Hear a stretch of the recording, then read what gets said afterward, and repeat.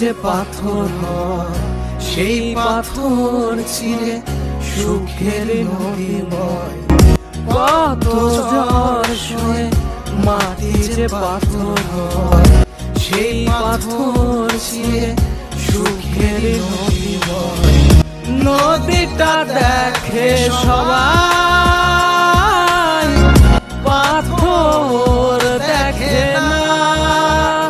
যাকে মেনেছিলাম জীবনে আয়না, তাকে দূরে রাখা যায়, ভুলে থাকা যায় না।